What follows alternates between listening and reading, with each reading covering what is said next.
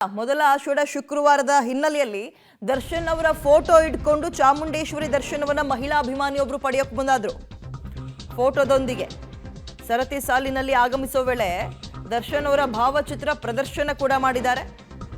But ಯಾವುದೇ ಈ ರೀತಿಯ ಫೋಟೋಗಳನ್ನು ಇಟ್ಕೊಂಡು ದೇಗುಲವನ್ನ ಪ್ರವೇಶ ಮಾಡೋ ಹಾಗಿಲ್ಲ, ಅದಕ್ಕೆ ನಿಷಿದ್ಧ ಇದೆ. ಆ ಹಿನ್ನೆಲೆಯಲ್ಲಿ ಪೊಲೀಸರು ತಡೆದಿದ್ದಾರೆ. ಸಿಬ್ಬಂದಿಗಳು ಒಂದು ಭದ್ರತೆ ಕೊಡುವಂತವರು.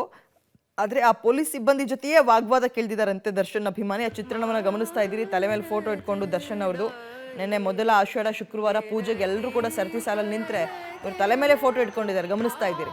ಬಿಟ್ಟಿಲ್ಲ ಪೊಲೀಸರು, ಬಟ್ ವಾಗ್ವಾದ ಕೇಳಿದು ಬಿಟ್ರಂತೆ. ಅವಾಗ ಆ ಸಂದರ್ಭದಲ್ಲಿ ಮಹಿಳಾ ಅಭಿಮಾನಿಯೊಬ್ರು ಒಬ್ಬೊಬ್ರು ಒಂದೊಂದು ರೀತಿ ಅವ್ರ ಮೇಲಿನ ಅಭಿಮಾನವನ್ನು ವ್ಯಕ್ತಪಡಿಸ್ತಾ ಇದ್ದಾರೆ. ಇಲ್ಲಿ ತನಕ ಕೀ ಬಂಜು, ಫೋಟೋ ಶೂಟು, ದೇವಸ್ಥಾನದಲ್ಲಿ ಏನೋ ಅಪ್ಪಣೆ ಕೇಳೋದು, ಯಾವಾಗ ಬರ್ತಾರೆ, ಯಾವಾಗ ಬಿಡ್ತಾರೆ, ಅವ್ರನ್ನ ರಿಲೀಸ್ ಆಗ್ತಾರೆ ಅಂತೆಲ್ಲ.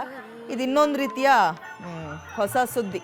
ಚಾಮುಂಡೇಶ್ವರಿ ದೇವಸ್ಥಾನಕ್ಕೆ ಹೋದಂತಹ ಸಂದರ್ಭದಲ್ಲಿ ದರ್ಶನ್ ಫೋಟೋವನ್ನು ನನ್ನ ತಲೆ ಮೇಲೆ ಇಟ್ಕೊಂಡು ಅವ್ರದ್ದು ಏನು ಕೋರಿಕೆ ಇತ್ತು ಅದನ್ನು ಕೇಳಿದ್ದಾರೆ.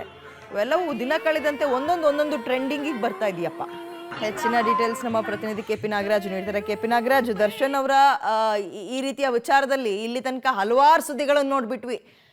ಇದೀಗ ಇನ್ನೊಂದು ರೀತಿ ಇದು ಏನು, ಕೊನೆಗೂ ಕೂಡ ಭಾವಚಿತ್ರದೊಂದಿಗೆ ದರ್ಶನಕ್ಕೆ ಅವಕಾಶ ಕೊಟ್ರ ಅಥವಾ ಇಲ್ವಾ, ವಾಪಸ್ ಕಳಿಸಿದ್ರ? ಡೀಟೇಲ್ಸ್ ಏನಿದೆ ಕೆಪಿ ನಾಗರಾಜ್?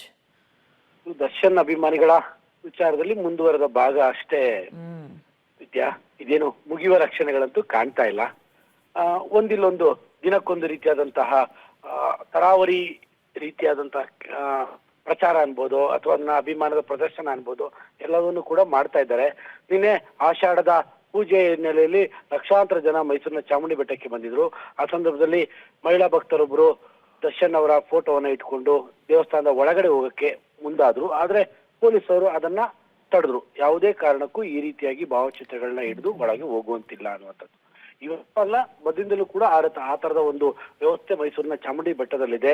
ಯಾರ ಭಾವಚಿತ್ರಗಳು ಕೂಡ ಈ ರೀತಿಯಾಗಿ ಪ್ರದರ್ಶನ ಸಾರ್ವಜನಿಕವಾಗಿ ಮಾಡಿಕೊಂಡು ಒಳಗಡೆ ಹೋಗುವಂತಿಲ್ಲ ಅನ್ನುವಂಥದ್ದು.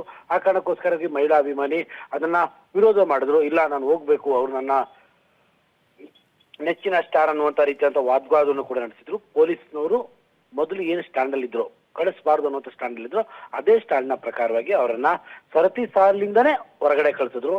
ಅಂತಿಮವಾಗಿ ಅವರು ತಾಯಿಯ ದರ್ಶನವನ್ನು ಕೂಡ ಮಾಡಿದ್ರೆ ಫೋಟೋ ಸಮೇತ ಹೊರ ಹೋಗಿದ್ದಾರೆ ವಿದ್ಯಾ. ಓಕೆ, ಥ್ಯಾಂಕ್ ಯು ತಮ್ಮ ಡೀಟೇಲ್ಸ್ಗೆ.